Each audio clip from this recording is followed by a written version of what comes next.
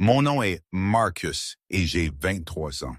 Je travaille là comme paysagiste à Seattle, Washington, passant mes jours à tailler des haies, plantant des fleurs saisonnières et entretenant les vastes jardins de personnes qui ont plus d'argent qu'ils ne savent quoi faire avec. Ce n'est pas un travail glamour. Mes mains sont calleuses, mes bottes sont perpétuellement incrustées de boue et je suis habituellement épuisé au moment où je dépointe, mais cela paye les factures et me garde avançant. C'est tout ce que je peux demander ces jours-ci. Je vis dans un petit cottage patiné en périphérie de la ville, niché dans une rue calme où les maisons sont espacées suffisamment loin que vous pouvez prétendre que vous êtes seul dans le monde si vous voulez. L'endroit appartenait à mes grands-parents, transmis à moi après qu'ils sont morts dans un accident de bateau il y a 7 ans. J'avais 16 ans quand c'est arrivé, à peine assez vieux pour traiter la perte, sans parler de prendre la responsabilité d'une maison. Mais mes parents étaient déjà décédés quand j'avais 12 ans. Ma mère au cancer, mon père a eu une crise cardiaque 2 ans plus tard, donc mes grands-parents étaient tout ce qu'il me restait. Quand ils furent partis, j'ai hérité du cottage et j'ai été ici depuis, essayant de le faire sentir comme une maison au lieu de juste une structure remplie de souvenirs que je ne peux pas tout à fait échapper. Le cottage n'est pas grand-chose à regarder. La peinture blanche s'écaille en longues bandes, le porche avant s'affaisse au milieu, et le toit fuit quand il pleut assez fort. Il y a un petit abri à l'arrière où je garde mes outils et travaille sur mon projet. Un pick-up Ford de 1966 qui n'a pas roulé depuis environ 5 ans. Je l'ai acheté sur Craigslist pour 500 $, pensant que je le ferais rouler en quelques mois. C'était il y a 3 ans. Maintenant, il est là, moteur à moitié démonté, un monument à mon ambition et mon manque de suivi. Mais je continue, passant mes soirées là-bas avec la radio, jouant du vieux rock classique, me perdant dans le travail. C'est méditatif, d'une certaine manière. Quand je suis sous le capot, luttant avec un boulon récalcitrant ou essayant de comprendre pourquoi la conduite de carburant ne scelle pas correctement. Je ne pense pas à la maison vide ou au fait que je suis seul. Je suis juste là, présent, concentré. La plupart de mes jours s'estompent ensemble dans un rythme prévisible. Je me réveille vers 6 heures, jette sur moi mon jean de travail et une chemise en flanelle, prendre un petit déjeuner rapide, habituellement des céréales ou une barre granola, et pars vers n'importe quel chantier auquel je suis assigné ce jour-là.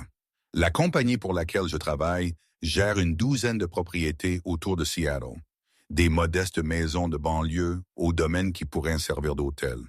Je passe 8 ou 9 heures à tondre, désherber, pailler, tout ce qui doit être fait. Puis je rentre à la maison pour un dîner au micro-ondes et le bourdonnement de la radio dans l'abri. Rincer et répéter. Ce n'est pas une mauvaise vie exactement, c'est juste calme. Parfois trop calme. Le genre de calme qui vous rend hyper conscient de votre propre respiration, de vos propres pensées, la façon dont la maison craque et s'installe la nuit comme si elle essayait de vous rappeler que vous êtes le seul là. Je n'ai pas beaucoup d'amis. J'ai eu une petite amie une fois, au lycée, mais ça s'est estompé après la remise des diplômes quand elle est partie à l'université et je suis resté derrière pour m'occuper du cottage et de la succession de mes grands-parents. Nous avons essayé le truc de la longue distance pendant quelques mois, mais ça n'a pas marché. Elle a rencontré quelqu'un d'autre, quelqu'un avec un avenir qui semblait plus brillant que le mien, et c'était ça. Je ne la blâme pas. Je n'étais pas exactement du matériel de petit ami à l'époque. En deuil, fauché, et coincé dans une maison qui ressemblait plus à une tombe qu'à un foyer. Depuis lors, je suis resté à moi-même. C'est plus facile ainsi, moins compliqué, moins de risque d'être blessé. Cette nuit de décembre a commencé comme n'importe quelle autre. Il faisait froid, le genre de froid humide et mordant que Seattle fait si bien. Et le grésil tombait régulièrement depuis le crépuscule, tapant contre le toit de l'abri comme 1000 petits doigts.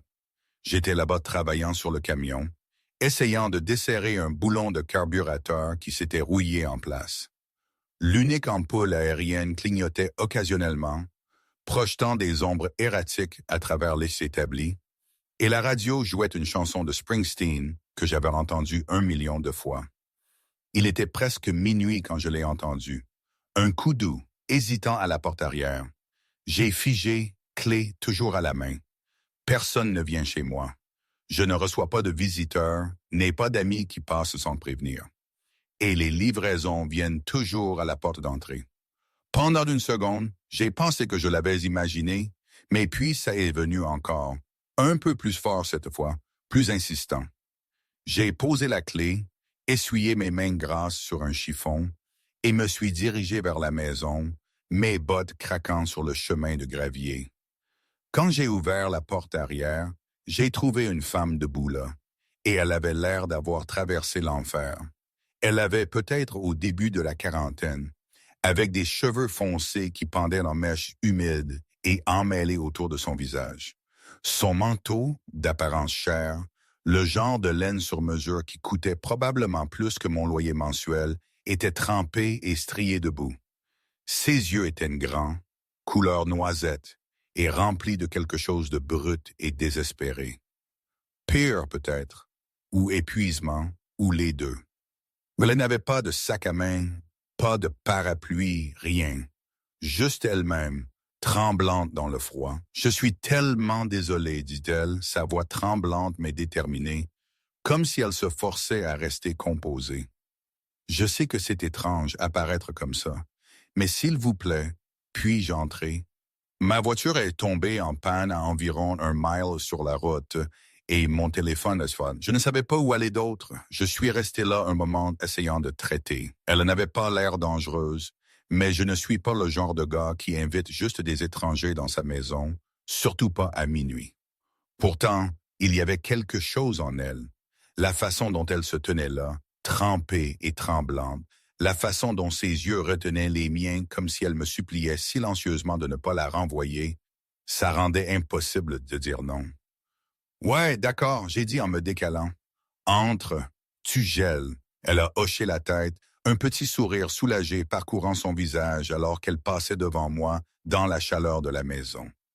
La porte arrière menait directement dans la cuisine, et je pouvais la voir tout prendre en compte. Les plantes de travail ébréchées, les chaises dépareillées autour de la petite table, la pile de courriers non ouverts que j'ignorais depuis des semaines. Elle semblait déplacée ici, comme une œuvre d'art fine accrochée dans un magasin d'occasion. « Merci, dit-elle, enroulant ses bras autour d'elle-même. « Je suis Diana. »« Marcus, » j'ai répondu, attrapant une serviette propre du placard à linge et la lui tendant. « Tiens, sèche-toi. Je vais te faire du thé ou quelque chose. » « Tu veux t'asseoir? » Elle a pris la serviette avec gratitude et s'est dirigée vers le petit salon, s'enfonçant sur le vieux canapé avec un soupir qui sonnait comme s'il venait de quelque part profond en elle. J'ai rempli la bouilloire et l'ai posée sur la cuisinière, puis j'ai fouillé dans le placard jusqu'à ce que je trouve une boîte de tisane à la camomille qui était probablement là depuis des années. Pendant que l'eau chauffait, j'ai jeté un coup d'œil en arrière sur elle. Elle frottait la serviette sur ses cheveux, ses mains tremblant légèrement, et j'ai remarqué pour la première fois qu'elle ne portait pas de bague de mariage, ou plutôt, il y avait une légère marque de bronzage où une avait été. Alors, j'ai dit, m'appuyant contre le comptoir, « Problème de voiture. » Elle a hoché la tête, son regard tombant au sol. « Ouais, je revenais de ma maison au bord du lac et, je ne sais pas, tout s'est juste effondré. Le moteur a commencé à faire ce bruit horrible, et puis il est juste mort. Je me suis arrêté sur le côté, mais je n'ai pas pu le faire redémarrer. Et puis mon téléphone est mort, et j'ai réalisé que j'étais au milieu de nulle part. » Elle a fait une pause, sa voix se serrant légèrement. « Je suis désolé de m'introduire comme ça. J'ai vu ta lumière allumée et juste, je ne savais pas quoi faire d'autre. Ne t'excuse pas, j'ai dit, versant l'eau chaude dans une tasse et laissant tomber un sachet de thé. Tu as fait la bonne chose. Ce n'est pas sur dehors si tard, surtout avec ce temps. » Je lui ai tendu la tasse et elle a enroulé ses mains autour comme si c'était une bouée de sauvetage. Merci, dit Cory. Ah, dit-il encore, ses yeux rencontrant les miens. Tu n'as aucune idée de ce que cela signifie. Nous sommes restés assis en silence un instant. Le seul son, le léger sifflement du radiateur dans le coin. Je ne savais pas quoi dire. Ne savais pas comment faire la conversation avec une étrangère qui était apparue sur mon seuil au milieu de la nuit.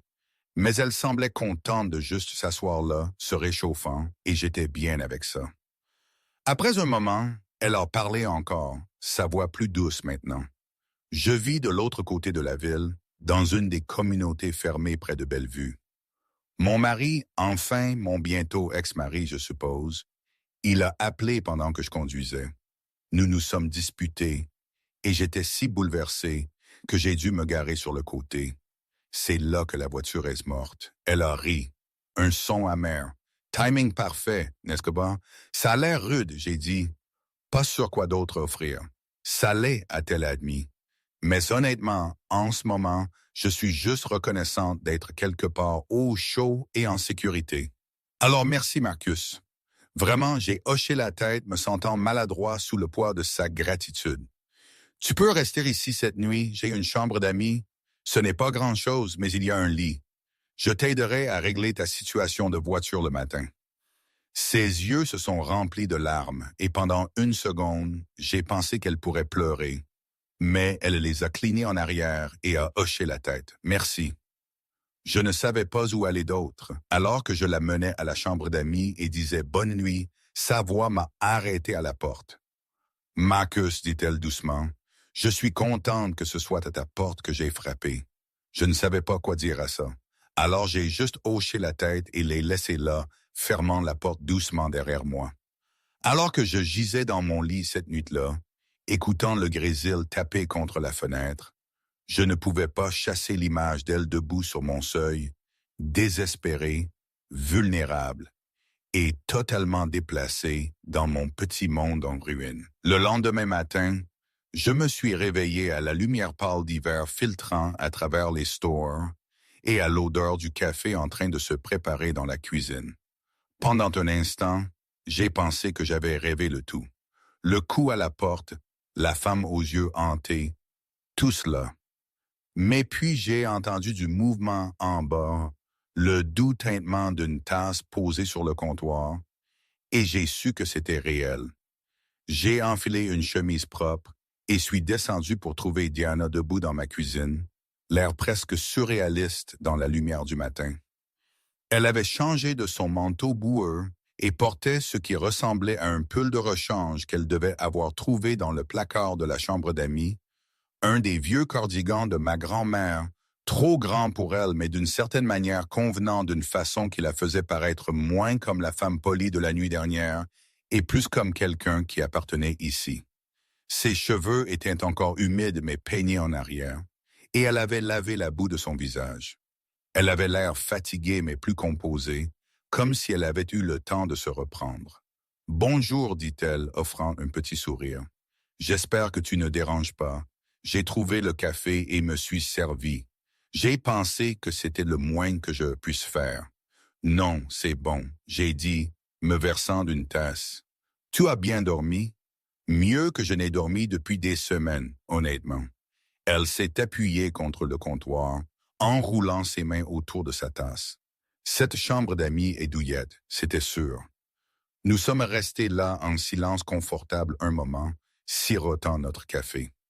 La cuisine était silencieuse sauf pour le bourdonnement du vieux réfrigérateur et la goutte occasionnelle du robinet qui fuit que je voulais toujours réparer. Ça aurait dû être gênant. Deux étrangers partageant du café dans une cuisine exiguë. Mais ça ne l'était pas. Ça semblait étrangement naturel, comme si nous avions fait cela 100 fois auparavant. J'ai appelé une compagnie de remorquage, dit-elle après un moment. Ils vont venir chercher ma voiture ce matin et l'emmener à un garage. J'espère que c'est bon. J'ai utilisé ton adresse comme point de référence. C'est bon, j'ai dit. Tu as besoin d'un transport n'importe où après ça? Elle a hésité, remuant son café distraitement. Je devrais probablement rentrer à la maison. Honnêtement, je ne suis pas pressé. Mon mari Richard, il est probablement toujours furieux. Et je ne suis pas prête à gérer ça encore. Elle a levé les yeux vers moi, ses yeux noisettes cherchant. Serait-ce bon si je restais un peu plus longtemps, juste pour la matinée? Ouais, bien sûr, j'ai dit, surpris par à quel point je le pensais. Reste aussi longtemps que tu as besoin.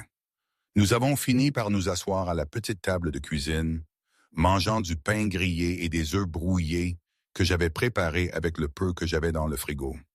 Diana a mangé lentement, méthodiquement, comme si elle savourait chaque bouchée. Je lui ai demandé des choses sur elle et elle s'est ouverte d'une manière qui semblait à la fois inattendue et profondément personnelle. Elle m'a dit qu'elle avait été mariée à Richard Chun pendant 22 ans. Il était un milliardaire de la technologie, un de ces noms que vous voyez dans les articles de Forbes et les magazines d'affaires. Ils s'étaient rencontrés quand ils étaient jeunes. Elle était étudiante en art, il était fondateur de start-up, et pendant un temps, ça avait été bon.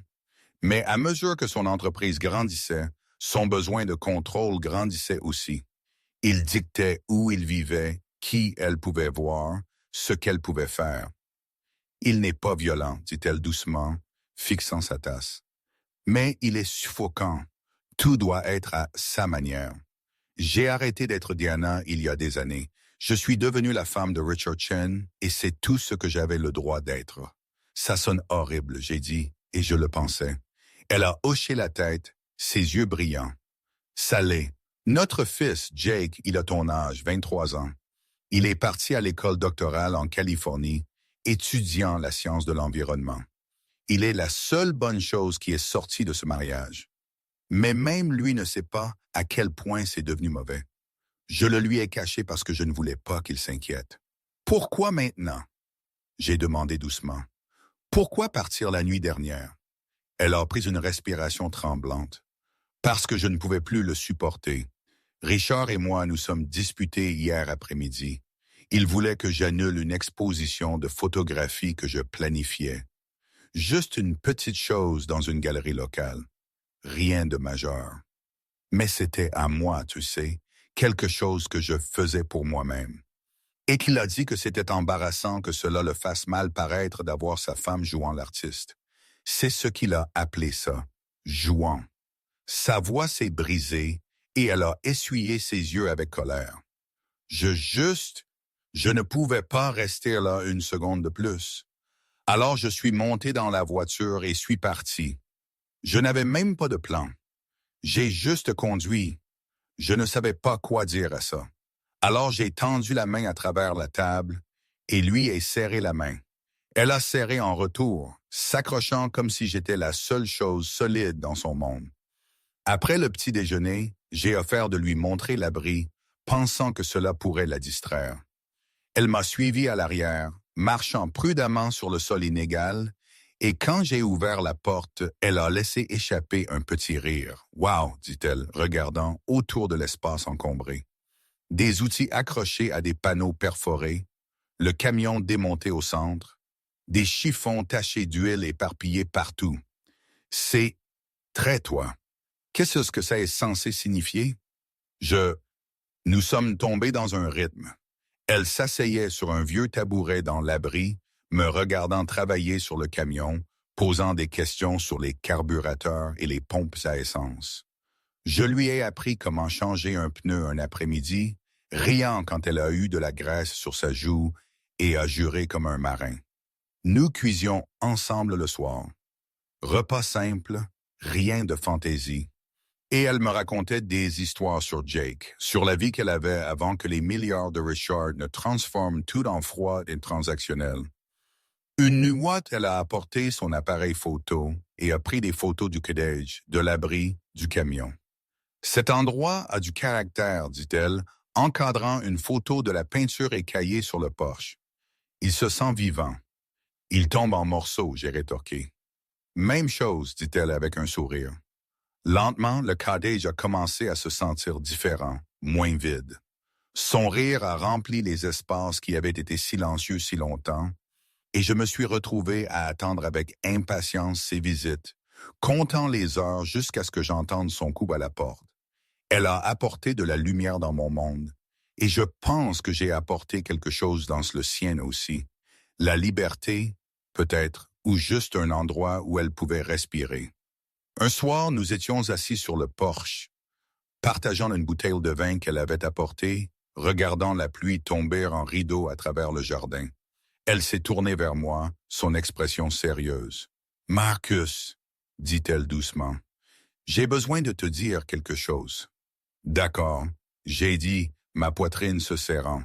Être ici avec toi, c'est la première fois en des années que je me sens moi-même. Pas la femme de Richard, pas la maman de Jake, juste Dana. » Elle a fait une pause, ses yeux cherchant les miens. Je sais que c'est compliqué.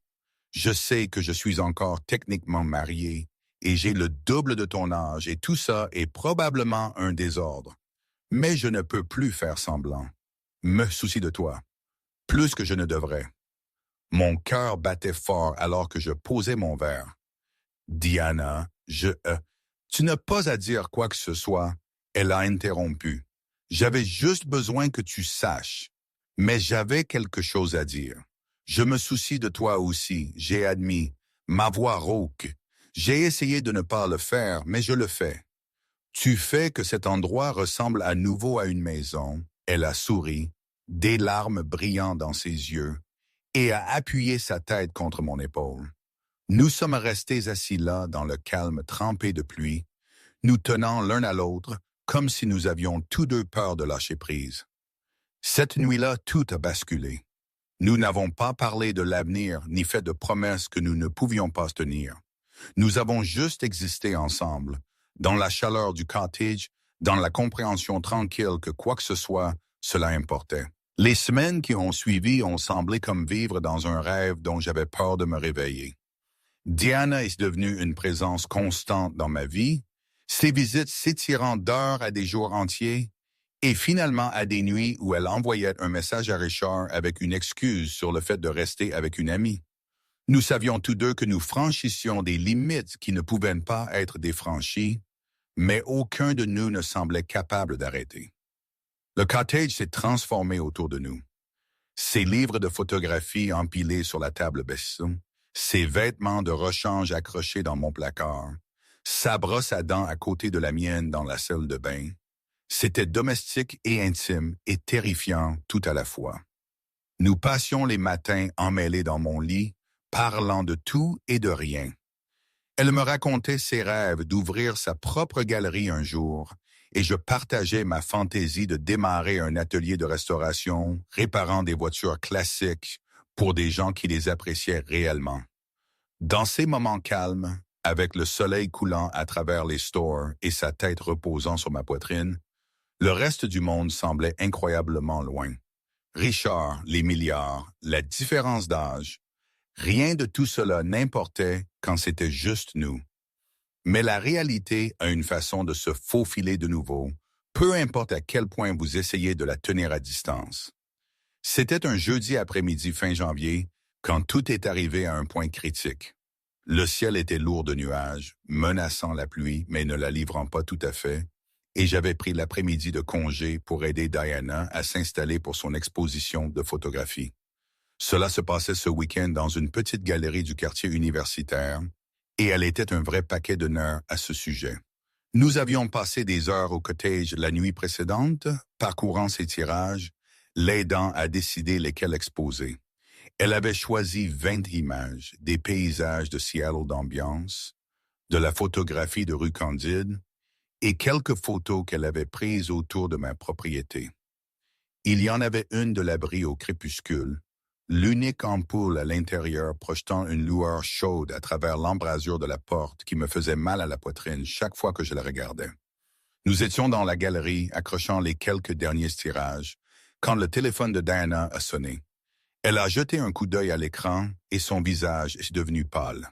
« C'est Richard », dit-elle doucement, ses mains tremblant légèrement alors qu'elle tenait le téléphone. « Tu n'as pas à répondre », j'ai dit, m'approchant. Mais elle l'a fait. Elle le faisait toujours. « Bonjour ». Sa voix était stable, contrôlée. Le même ton que je l'avais entendu utiliser en parlant de son mariage. Détachée, comme si elle lisait un scénario. Oui, je suis à la galerie. Non, je t'ai parlé de ça il y a des semaines. Richard, nous avons traversé ça. J'ai regardé son visage changer. Alors riche qu'il parlait, j'ai vu la façon dont sa mâchoire se serrait, ses yeux durcissants. Quoi qu'il disait, ce n'était pas bon. Ce n'est pas juste, dit-elle, sa voix montant légèrement. Jake est un adulte. Tu ne peux pas juste...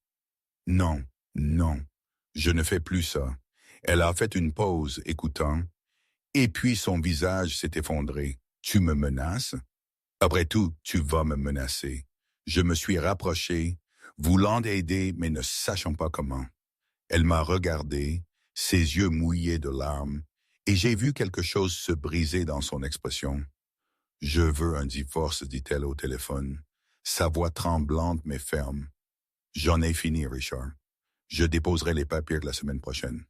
Parce que je ne suis pas heureuse. Parce que je n'ai pas été heureuse depuis des années. Parce que je préférerais n'avoir rien que de passer un jour de plus dans cette prison que tu appelles un mariage. Il y eut un long silence alors qu'elle écoutait sa réponse. Quand elle a parlé de nouveau, sa voix était à peine un murmure. Bien. Prends tout. Je m'en fiche. Elle a terminé l'appel et est restée là, téléphone serré dans sa main, tout son corps tremblant. Diana, j'ai dit doucement, tendant la main vers elle. Elle s'est tournée vers moi, et soudain elle était dans mes bras, sanglotant contre ma poitrine. Je l'ai tenue fort, sentant ses larmes mouiller ma chemise, et elle murmurait que tout irait bien, même si je n'avais aucune idée si ça le serait. Il sait, dit-elle quand elle a pu finalement parler. Il a engagé quelqu'un pour me suivre. Il sait pour toi, pour nous. Il a dit qu'il allait me détruire. Me prendre Jake d'une manière ou d'une autre. S'assurer que je finis avec rien. Il ne peut pas faire ça, j'ai dit, bien que je n'étais pas sûr si c'était vrai. Des hommes comme Richard Chun avaient un pouvoir que je ne pouvais même pas imaginer. Il peut essayer, dit-elle, se retirant pour me regarder. Son maquillage était coulant, ses yeux rouges, mais il y avait quelque chose de féroce dans son expression maintenant. Mais je pensais ce que j'ai dit. J'ai fini. Je dépose une demande de divorce et quoi qu'il arrive, arrive. Je ne peux plus vivre comme ça, Marcus. Je ne le ferai pas. Nous avons fini d'accrocher l'exposition en silence, nous deux traitant ce qui venait de se passer.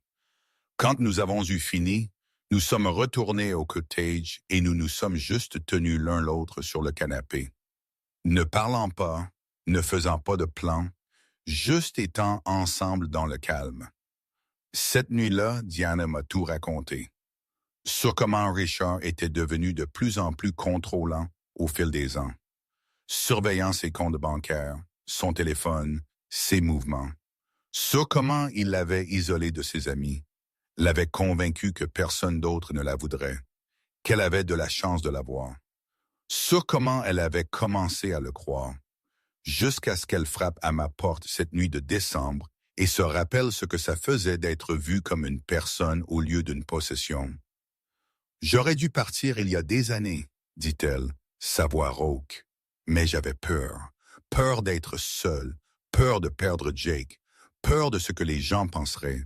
Mais maintenant, elle m'a regardé, ses yeux noisettes intenses. Maintenant, j'ai plus peur de me perdre moi-même, de perdre ça. De te perdre. Tu ne vas pas me perdre, j'ai dit, le pensant avec tout ce que j'avais. Quoi qu'il arrive, je suis là. Elle m'a embrassé alors, désespérée et affamée, comme si elle essayait de se prouver que c'était réel, que j'étais réel. Nous avons fait l'amour cette nuit-là avec une urgence que nous n'avions pas eue avant, nous deux nous accrochant l'un à l'autre comme si le monde finissait, et c'était tout ce qu'il nous restait. Les quelques jours suivants ont été un flou. Diana a déménagé la plupart de ses affaires au cottage, affirmant qu'elle avait besoin d'espace de Richard pendant que les procédures de divorce commençaient. Son avocate, une femme vive nommée Jennifer, qui était spécialisée dans les divorces de grande envergure, l'a averti que Richard se battrait salement, qu'il essaierait de la traîner dans la boue, de la faire paraître instable ou inapte. Mais Diana était résolue. Elle préférerait tout perdre que de revenir. L'exposition de photographie a ouvert ce samedi-là, et malgré tout, c'était beau. Diana se tenait dans la galerie entourée de son travail, parlant à des étrangers de son processus, de sa vision, et je regardais du coin ressentant un étrange mélange de fierté et de peur. C'était son moment, sa chance d'être Diana encore, et j'étais terrifié que Richard trouve un moyen de le ruiner. Il n'est pas apparu à la galerie, mais sa présence était ressentie quand même. À mi-chemin de l'ouverture, Diana a reçu un message de Jake. Son fils avait été contacté par les avocats de Richard, lui demandant de témoigner sur le comportement erratique de sa mère et l'abandon de ses responsabilités familiales. Jake avait refusé, leur avait dit d'aller au diable et avait appelé sa mère immédiatement pour lui faire savoir qu'il était de son côté. Diana a pleuré quand elle a lu son message, le soulagement et la gratitude la submergente, mais le soulagement fut de courte durée. Le lundi matin, des jours après sa confrontation avec Richard, Diana a reçu un appel de Jennifer. Richard offrait un arrangement, une somme forfaitaire de 2 millions de dollars, significativement moins que ce à quoi elle avait droit selon la loi de l'État de Washington, en échange d'un divorce rapide et discret. Si elle refusait, il traînerait ça pendant des années, lierait tous leurs actifs en litige et s'assurerait qu'elle dépense chaque sou qu'elle avait en frais juridiques. Il essaie de me briser, dit Daniel, alors que nous étions assis à la table de cuisine. L'offre de règlement étendue devant nous. Il sait que je n'ai pas l'argent pour le combattre pendant des années. Il parie que je vais prendre l'accord et disparaître. « Que veux-tu faire ?» j'ai demandé. Elle m'a regardé, ses yeux fatigués mais déterminés. « Je veux me battre, mais j'ai peur, Marcus. Et si je perds? Et si je finis avec rien? » « Alors tu finis avec rien, j'ai dit, prenant sa main. Mais tu auras encore toi-même. Tu auras encore ta liberté. Et tu m'auras encore pour ce que ça vaut. » Elle a serré ma main, des larmes coulant sur son visage. Ça vaut tout. Cette nuit-là, nous étions allongés dans le lit quand elle s'est tournée vers moi, sa voix à peine au-dessus d'un murmure. « S'il te plaît, ne pars pas, » dit-elle doucement, ses yeux cherchant les miens dans l'obscurité. « Je sais que c'est un désordre, et je sais que je demande trop, mais s'il te plaît, ne me quitte pas. » « Je suis là, » j'ai dit, la serrant contre moi. « Je suis juste ici, Diana. Je ne vais nulle part. » Elle a enfoui son visage dans ma poitrine et a pleuré. Et je l'ai tenue jusqu'à ce qu'elle s'endorme, sa respiration se régularisant finalement. Mais je suis resté éveillé pendant des heures, fixant le plafond, me demandant comment nous en étions arrivés là et où nous finirions. Tout ce que je savais, c'est que je pensais ce que j'avais dit. Je ne partais pas. Pas maintenant, pas jamais. Le lendemain matin, Diana a appelé Jennifer et lui a dit de rejeter l'arrangement. Elle allait se battre, peu importe ce que ça coûterait. Et alors que je la regardais faire cet appel,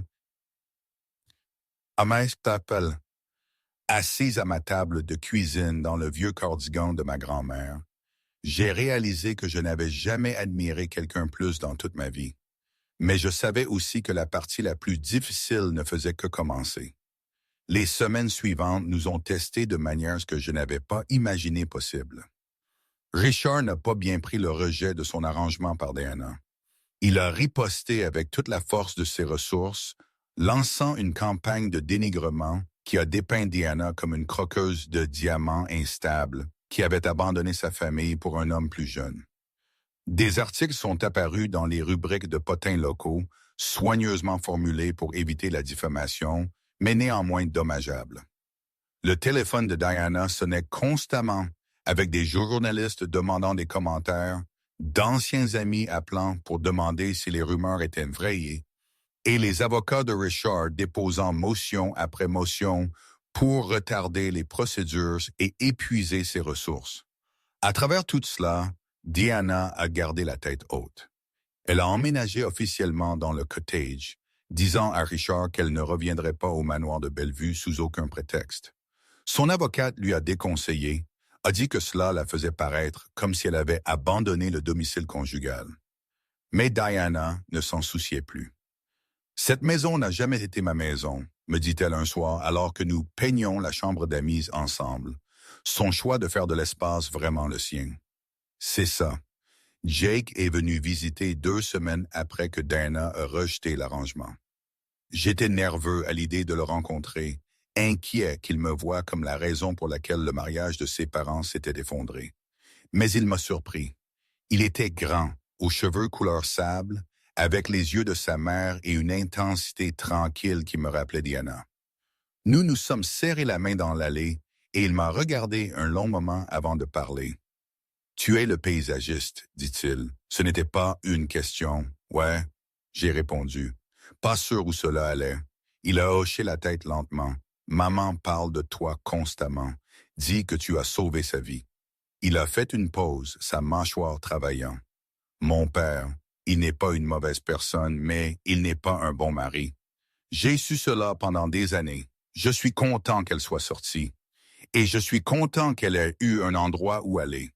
Nous avons passé ce week-end ensemble, nous trois, et j'ai regardé Diana prendre vie d'une manière que je n'avais jamais vue auparavant. Elle a ri librement, a cuisiné des repas élaborés dans ma minuscule cuisine, a emmené Jake et moi à l'abri pour lui montrer les progrès que nous avions faits sur le camion. Jake m'a même aidé à installer un nouveau radiateur et Diana a pris des photos de nous travaillant, son appareil photo cliquant, alors qu'elle documentait la nouvelle famille étrange que nous construisions. « C'est bien, maman, » a dit Jake dimanche avant de partir. Il l'a serré fort sur le porche et je leur ai donné de l'espace, regardant depuis la fenêtre de la cuisine. « Tu mérites ça. Ne laisse pas papa te l'enlever. » Mais Richard était implacable. En mars, il a déposé une demande de contrôle total de leurs actifs partagés, affirmant que Diana était mentalement inapte à prendre des décisions financières. Il a présenté des preuves de son comportement erratique. Le trajet nocturne qui s'est terminé à mon cottage, sa décision soudaine de poursuivre la photographie, sa cohabitation avec un homme 2 fois plus jeune qu'elle. Ses avocats ont peint un tableau d'une femme en crise, prenant des décisions impulsives qui prouvaient qu'elle ne pouvait pas être fiable. La déposition de Dana était prévue pour un vendredi début avril. Elle était terrifiée, convaincue qu'elle dirait quelque chose de mal, que les avocats de Richard tordraient ses mots. J'ai pris le jour de congé pour la conduire au bureau de l'avocat au centre-ville de Seattle, et je me suis assis dans la salle d'attente pendant 6 heures pendant qu'il la questionnait. Quand elle a finalement émergé, elle avait l'air épuisée, son visage pâle et tiré. Comment ça s'est passé? J'ai demandé alors que nous marchions vers le camion. Je leur ai dit la vérité, dit-elle doucement, que j'étais malheureuse, que Richard contrôlait chaque aspect de ma vie, que je suis partie parce que je ne pouvais plus respirer. Je leur ai parlé de toi, de comment tu m'as traité comme une personne au lieu d'un trophée. Elle m'a regardé, ses yeux humides. Je ne sais pas si c'était assez. Nous sommes rentrés chez nous en silence, et cette nuit-là, Diana a à peine parlé. Elle a fait les jets, a mangé le dîner, a pris une douche, s'est préparée pour le lit, mais je pouvais la voir s'éclipser, se repliant sur elle-même comme les gens le font quand ils sont submergés. Je l'ai trouvée assise sur le porche après minuit, enveloppée dans une couverture, fixant le jardin sombre. « Hé, j'ai dit, m'asseyant à côté d'elle, « Parle-moi. Et si je perds? » murmura-t-elle. « Et si le juge prend le parti de Richard, décide que je suis instable, prend tout? Et si? Alors nous recommençons. » J'ai interrompu. « Diana, regarde-moi. » Elle s'est tournée, ses yeux reflétant la lumière du porche. « Je ne me soucie pas de l'argent. Je ne me soucie pas du manoir ou des actifs ou de rien de tout ça. Je me soucie de toi. Et quoi qu'il arrive, nous allons le comprendre ensemble. » Elle a commencé à pleurer alors, des sanglots profonds et tremblants qui secouaient tout son corps. Je l'ai serrée contre moi, et elle s'est accrochée à moi comme si j'étais la seule chose solide dans son monde. « Je suis si fatiguée, Marcus, » dit-elle entre les sanglots. « Je suis si fatiguée de me battre. »« Je sais, » j'ai dit, la tenant fort. « Mais tu y es presque, juste un peu plus longtemps. » La conférence de règlement était prévue pour fin avril. L'avocate de Diana avait réussi à négocier une séance de médiation, une dernière tentative pour parvenir à un accord avant d'aller au procès. Richard a offert un accord révisé, 5 millions de dollars, la Maison du Lac et son équipement photographique, en échange de sa signature d'un accord de non-divulgation concernant leur mariage. C'était plus que l'offre originale, mais toujours bien moins que ce à quoi elle avait droit. Nous étions assis à la table de cuisine la nuit avant la conférence, l'offre imprimée devant nous. Diana l'a fixée longtemps, son doigt traçant le montant en dollars. « Ce serait assez, dit-elle doucement. 5 millions. Je pourrais vivre avec ça, démarrer ma galerie, aider Jake avec son avenir. Je pourrais mettre tout ça derrière moi. » Mais j'ai incité, sachant qu'il y avait plus. « Mais ça donne l'impression de le laisser gagner, dit-elle, sa voix se brisant, comme s'il réussissait à me payer pour me taire, me faire signer mon silence, faire comme si les 22 dernières années ne s'étaient pas passées comme elles l'ont fait. Alors, ne le prenne pas, j'ai dit. Batte-le, porte-le en justice, fais-lui faire face à ce qu'il a fait. Elle m'a regardé, ses yeux cherchants. Et si nous perdons tout? Alors nous perdons tout, j'ai dit, prenant ses mains.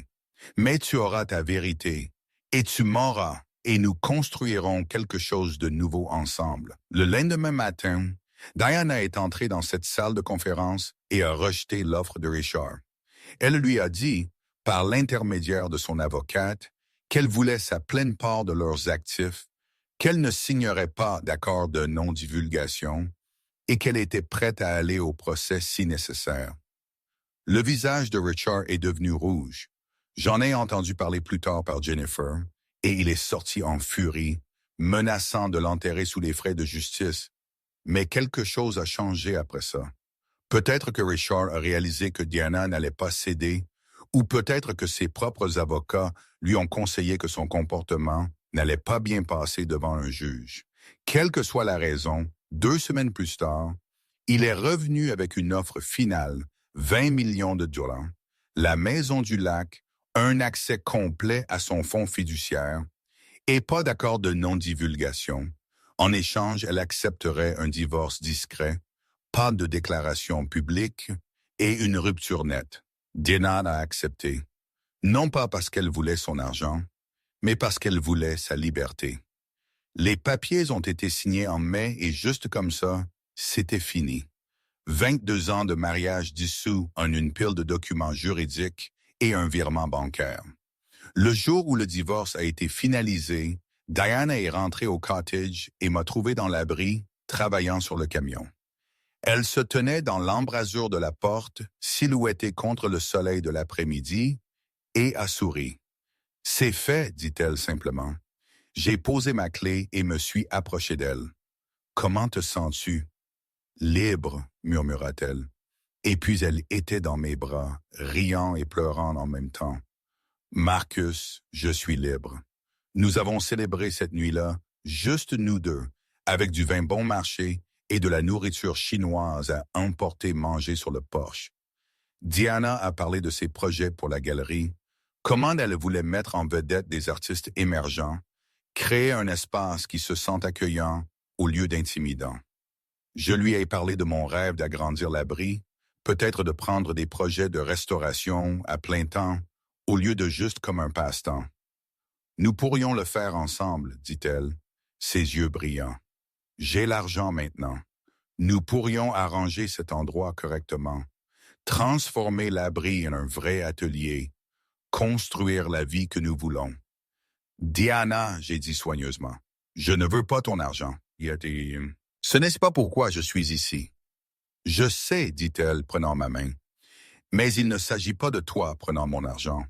Il s'agit de nous construisant quelque chose ensemble. Partenaires, égaux. Elle a fait une pause, son pouce traçant des cercles sur ma paume. À moins que tu ne veuilles le PSA. Je veux ça plus que tout, j'ai admis.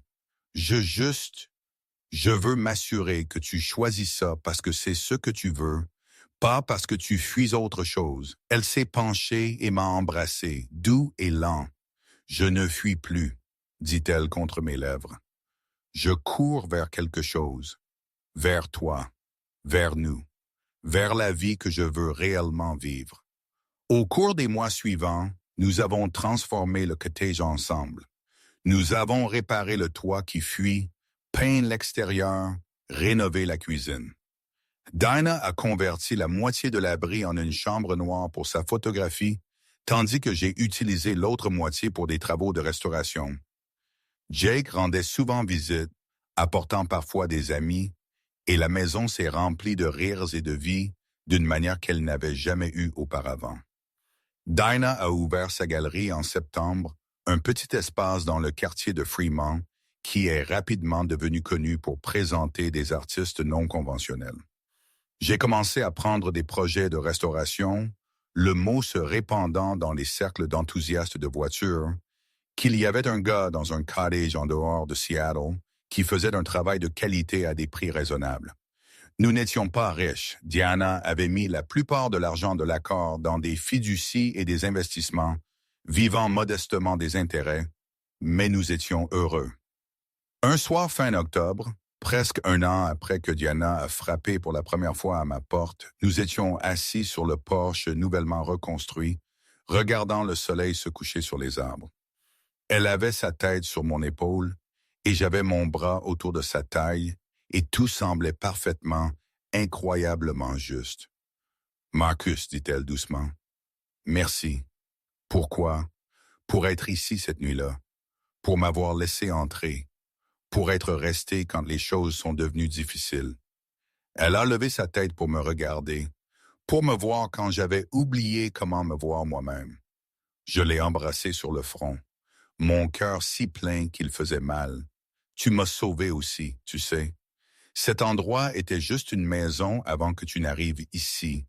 Maintenant, c'est un foyer. Elle a souri, ce sourire brillant qui n'a jamais manqué de me couper le souffle. Alors je suppose que nous nous sommes sauvés l'un l'autre. En regardant en arrière maintenant, je réalise que l'amour ne s'annonce pas toujours avec fanfare ou certitude. Parfois, il arrive au milieu d'une nuit de décembre désespérée et trempée, frappant à ta porte parce qu'il n'a nulle part ailleurs où aller. Parfois, c'est choisir d'ouvrir cette porte, d'offrir chaleur et sécurité, de dire « je suis là quand quelqu'un en a le plus besoin ». Diana et moi avons construit notre vie ensemble à partir de morceaux brisés, son mariage brisé, mon existence solitaire et le courage qu'il nous a fallu à tous deux pour essayer encore. Nous l'avons construit avec de la peinture écaillée et des conversations tard le soir, avec la confiance gagnée lentement et l'amour donné librement. Avec la compréhension que la maison n'est pas un lieu mais un choix que vous faites chaque jour. Et chaque jour, nous nous choisissons l'un l'autre.